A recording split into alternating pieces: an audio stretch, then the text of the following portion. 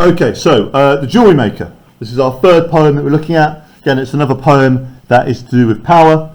So as I've already mentioned, jewellery, think of it as a symbol of wealth. Okay? And what the poem is really talking about is essentially who has power / wealth, but also the question of why, right? Where does this come from? Now, the poem is set in Ghana, but it could be anywhere. It could be anywhere, especially in Africa. Now, of course, what we know is that Africa is a very, very, very poor continent, and one of the things that she wants to talk about is why are they poor? And some of this is a bit of contextual knowledge.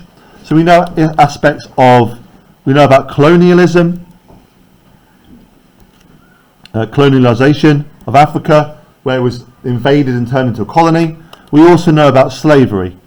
Okay. Now these are aspects of history that have together created poverty in Africa, and particularly Ghana. Let's read the poem. Each day, after sunrise, he walks to the workshop. Now I want to make a point here, right? Even that first line subtly indicates this man's life and the poverty of his life, right? Notice, he walks, right? Why does he walk? Because maybe he has no other means of getting there, okay? So it might be that he's poor. Now I'm using the word might because I don't know, but I'm just thinking, okay? After sunrise. So he gets up very early. How often does he do this? Each day, right? So it is constant. So no weekends for this guy, no lions for this guy, no nice bus or train. Every day he wakes up and he walks to the workshop, okay? Now the workshop represents skill, okay? People in workshops are creators. So here is a man of immense skill, and yet he lives in poverty, okay? Like his father before him, and his father too. So there's an idea here that this is about the past. Now you might think that's a simple comment, right? But think about this. He's not been able to do anything different. He has to do what his dad did. He does what his dad did. His dad did what his dad did. There's an idea about being potentially trapped. Okay? Now you could say it's a positive thing because it's also about legacy. So about skill being passed on through generations. Okay? But you can also read it negatively as that he's trapped. He can't escape the cycle. He has very low opportunity. The slap of sandaled feet on heat-baked stone. Slap's a nice word, right? Onomatopoeic word. The ground is hard. Okay? So the ground is hard. The stone is heat-baked, which means that it is intensely hot. This is what gives the sense that he's maybe living in Africa at this point. The smell of blossom. Blossom is flowers. Smell of blossom. A pate blue sky. So it's also very beautiful. Okay.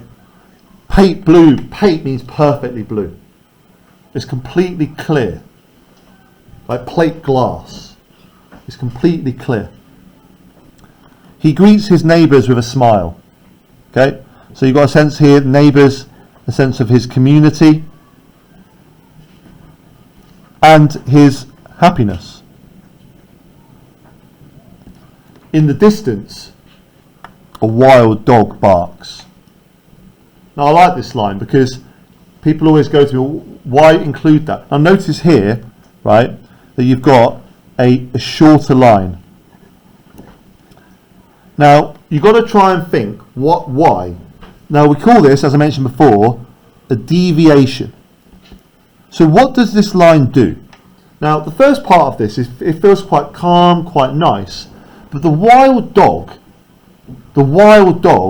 represents danger. Okay? Here is an animal, a wild animal, untamed, that represents danger. So it might seem like this guy's life is happy. He might seem happy, but under the surface, right, in the distance, there is danger here. There is something scary or frightening. It might also represent the fact that his life is probably quite short as well. So everything gets cut off. So this idea of like having things shortened / cut off, which of course is a consequence of poverty. If you're poor, you will live less long because you don't have health care, you lack nutrition. It suggests that his life is actually in danger, even though he may not necessarily realise it.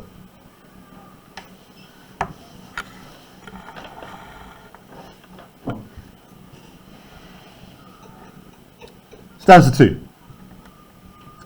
He sits straight-backed, lays out his pointed tools. So these tools are what he uses to create his art, or the jewellery, as we know from the title. But notice the way that he works is very professional, right? He doesn't slouch. He's straight-backed. He lays out his tools the way a surgeon might. Now, a surgeon is somebody who operates on people. So again, it just emphasises his skill, right? He's really precise. Okay? The surgeon has to be perfect. If a surgeon operating on your heart and they get it slightly wrong, somebody dies. So he works at this level of professional intensity. Neat as soldiers. Now again, soldiers is an interesting simile. So it's a simile here. It could mean simply that they are ordered. Soldiers all wear the same uniform. They are in nice, neat row. But also, there's an idea here of also about war.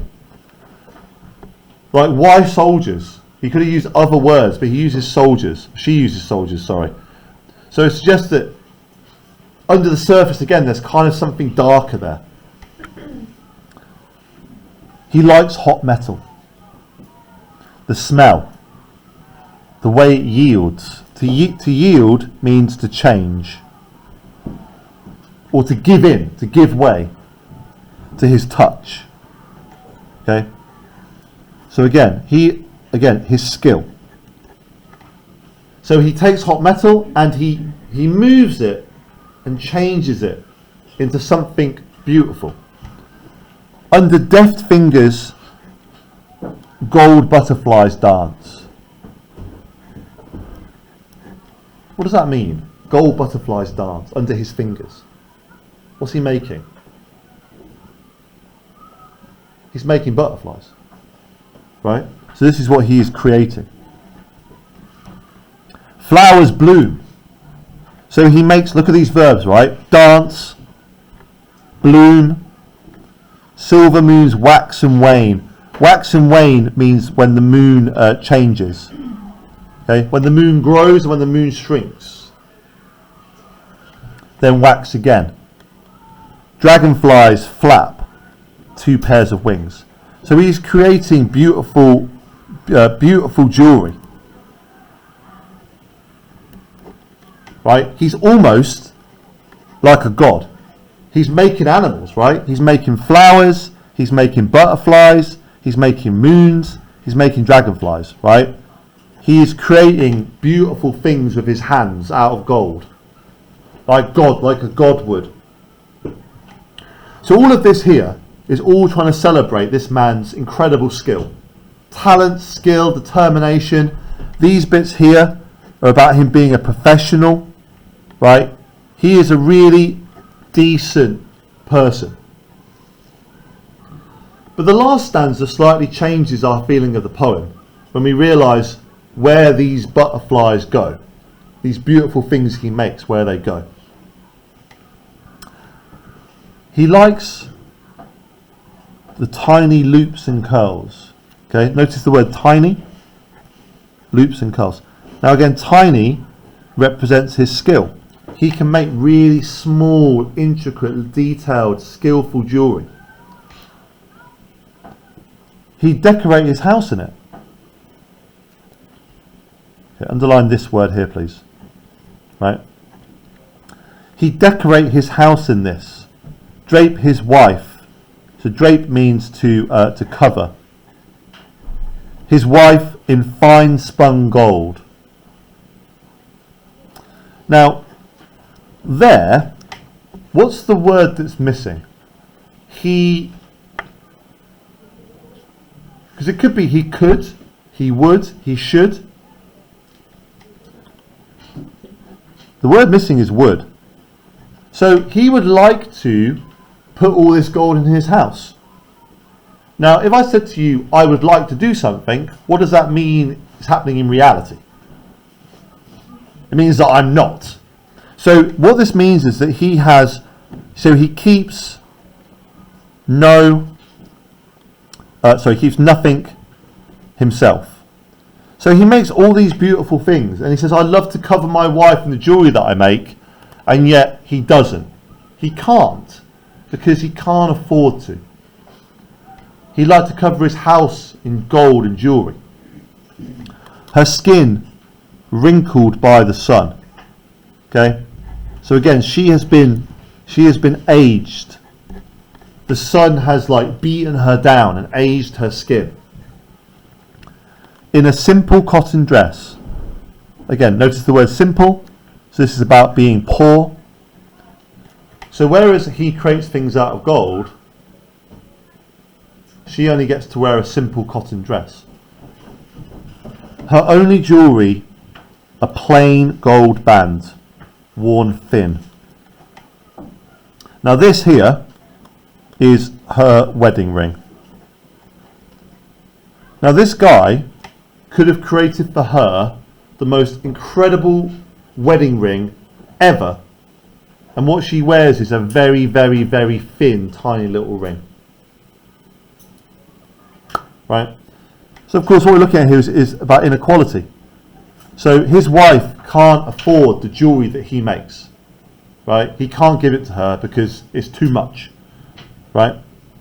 But the wedding ring also represents their sense of honour and family. That they are married, they've been married for a long, long time, and yet her ring is very, very thin. Okay? What I'd like to do now is just draw a line. Let's just draw a line here, because this is the little tiny switch of focus. So all of the first part of the poem describes his work, making things, walking to work, saying hi to people. What he then does is he imagines. So he imagines. Now, again, if you imagine something, it means that you do not know, right? If I imagine going to the North Pole, it's because I've not been there before. If I'd been there, I would remember it. So to imagine something is to not have done it. Okay? He imagines the women who will wear what he has made. Okay. So let's be very clear here, right? He has never met the people that wear his jewellery. He is detached. He's detached from them. So he makes the jewellery and he sells it, and other people wear it, but he never sees who's wears it. So he just imagines them. I wonder who wears my jewellery. Clear-eyed, bird-boned. What does bird bone mean? Bird boned? Bones like a bird. So tiny and sort of fragile women. So not like his wife who has to work and needs to be big and strong, but very sort of like tiny, small women. Unlined skin. So no wrinkles. Who has wrinkles? His wife. Who doesn't have wrinkles? These women. So there is a bit of a contrast here. His wife, who is loyal and married to him, has wrinkled skin, has to work and can't wear jewellery, and these other women are small, don't have to work, don't have wrinkled skin because they can afford nice moisturiser, don't have to work in the sun all day. They get to wear jewellery and his wife doesn't. Warming the metal, his hands caress. So caress is about love. Warming the metal is to enjoy. So let's just do a little recap of this. So stanza number 1, we learn about this guy's life, where he lives. Every day he goes to work, do the same thing in sort of difficult, hot conditions. We then learn about his work. So he works with great skill, great precision to make really beautiful jewellery. Then we also learn at the end that his wife doesn't get to wear the jewellery. The jewellery goes somewhere else and other women get to wear that jewellery. Now, you could argue it's a poem about a man who makes great jewellery, but I would like to argue it's actually a poem about power. About who has power, who has money, and who doesn't. The jewellery maker has skill, but has no wealth and has no power, whereas the people who wear the jewellery are the opposite. They have the power and have the wealth. The question that the poet wants us to ask is, how come these people can afford it? And remember, the history of this is that because of these two things here, all the wealth of Ghana was stolen. And the irony is, they still make jewellery descend to the ancestors of the people who stole the original wealth.